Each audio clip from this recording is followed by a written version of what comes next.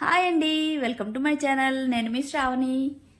ఇవాళ నేనైతే ఒక మంచి రెసిపీ చూపించబోతున్నానండి. ఇదైతే జలుబులు అలా ఫీవరు అలా వచ్చినప్పుడు నోరు అస్సలు బాగోదు కదా. ఇదైతే మంచిగా మిరియాలు వేసి టేస్టీగా ఉంటుంది, అలానే కారం కారంగా బాగుంటుంది. వేడివేడిగా తింటే తప్పకుండా అయితే ఇది ట్రై చేయండి. అలానే చాలా చాలా హెల్దీ కూడా, మిల్లెట్స్తో చేశానండి. సో చాలా హెల్దీ రెసిపీ. ఇంకా లేట్ చేయకుండా ప్రాసెస్లోకి అయితే వెళ్ళిపోదాం. ముందుగా నేను ఒక కప్పు మిల్లెట్స్ అంటే ఇక్కడ సామాలు తీసుకున్నానండి. నేను ఇవి వాష్ చేసేసుకొని పక్కన పెట్టుకోవాలి. తర్వాత ఇక్కడ ఒక కప్పు కందిపప్పు, అది కూడా వాష్ చేసేసుకొని పక్కన పెట్టుకోవాలి. ఇవేం నానాల్సిన అవసరం లేదండి, జస్ట్ వాష్ చేసుకుంటే సరిపోతుంది. తర్వాత కుక్కర్ తీసుకొని కందిపప్పు అలానే మిల్లెట్స్ కూడా ఇందులో వేసేసుకొని ఒక కప్పుకి 4 కప్స్ వాటర్ యాడ్ చేసుకోవాలి. ఇక్కడ 2 కప్స్ తీసుకున్నాం కాబట్టి 8 కప్స్ వాటర్ యాడ్ చేసుకుంటున్నాను. ఇదైతే సాఫ్ట్గా ఉంటే చాలా టేస్టీగా కూడా ఉంటుంది. తర్వాత కొద్దిగా సాల్ట్, అలానే కొద్దిగా పసుపు, కొద్దిగా ఒక స్పూన్ అలాగా ఆయిల్ వేసుకోవాలి. వేసుకొని ఒకసారి బాగా మిక్స్ చేసేసుకొని కుక్కర్ మూత పెట్టుకొని ఒక 4 to 5 విజిల్స్ రావాలండి. ఇది చాలా సాఫ్ట్గా ఉంటేనే బాగుంటుంది.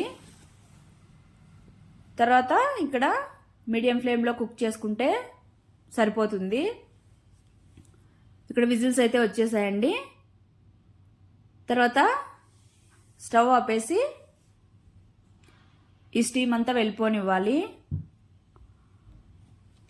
దీనికైతే సైడ్ డిష్ అయితే ఏం అవసరం లేదండి, ఇది అలానే తినేసేయచ్చు, సరిపోతుంది.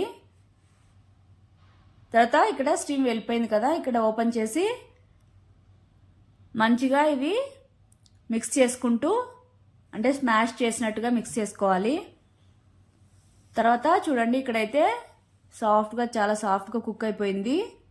మిల్లెట్స్ అయితే తొందరగానే కుక్ అయిపోతాయండి, సామలు అయితే తొందరగా కుక్ అవుతాయి. అదే కొర్రలు అయితే కొద్దిగా లేట్ అవుతుంది ప్రాసెస్ అయితే. తర్వాత ఇప్పుడు పోపు పెట్టుకుందాం. ముందుగా పాన్ పెట్టుకొని హీట్ ఎక్కిన తర్వాత ఆయిల్ వేసుకోవాలి, అలానే జీలకర్ర, తర్వాత అల్లం వెల్లుల్లి సన్నగా కట్ చేసుకొని వేసుకోవాలి. తర్వాత కొద్దిగా కరివేపాకు, తర్వాత మీడియం సైజ్ ఆనియన్ సన్నగా కట్ చేసుకొని వేసుకోవాలి. తర్వాత ఇవన్నీ మంచిగా బ్రౌన్ కలర్ వచ్చే వరకు కుక్ అవ్వాలండి. ఇవి కుక్ అయిన తర్వాత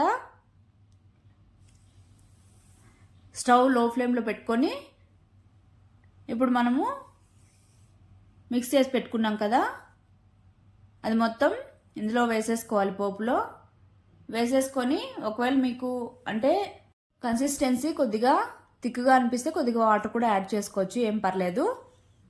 తర్వాత ఒకసారి అంతా బాగా మిక్స్ చేసేసుకోవాలి. మంటనైతే లో ఫ్లేమ్లో మాత్రమే పెట్టుకొని ఇలాగా మిక్స్ చేసేసుకోవాలి. మిక్స్ చేసుకున్న తర్వాత ఇందులోకి మన స్పైసెస్ తగ్గట్టు, అంటే బాగా ఘాటుగా తినాలంటే మిరియాల పొడి ఎక్కువగా వేసుకున్నారనుకోండి, టేస్ట్ కూడా చాలా బాగుంటుంది. అలానే జలుబు ఫీవర్స్ ఉన్నప్పుడు కూడా మంచిగా ఉంటుంది. తర్వాత ఇందులోకి నేనైతే పిల్లలు కూడా తింటున్నారు ఇక్కడ, అందుకే ఎక్కువ స్పైస్ వేయట్లేదు.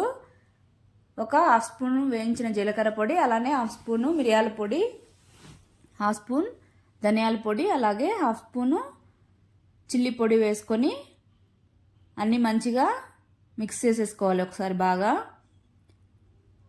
మిక్స్ చేసేసుకొని ఒక 2 మినిట్స్ అలాగా కుక్ చేసుకోవాలి. తర్వాత ఇందులోకి నేను నెయ్యి యాడ్ చేస్తున్నానండి. నెయ్యి వద్దనుకునే వాళ్ళు బటర్ అయినా యాడ్ చేసుకోవచ్చు, కానీ ఇది వేసుకుంటేనే టేస్ట్ అయితే బాగుంటుంది.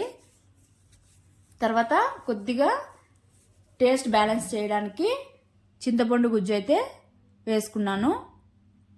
ఇవన్నీ ఒకసారి బాగా మిక్స్ చేసేసి మూత పెట్టుకొని లో ఫ్లేమ్లో ఒక 2 మినిట్స్ అలాగ మగ్గించుకోవాలి. తర్వాత కుక్ అయిపోయింది.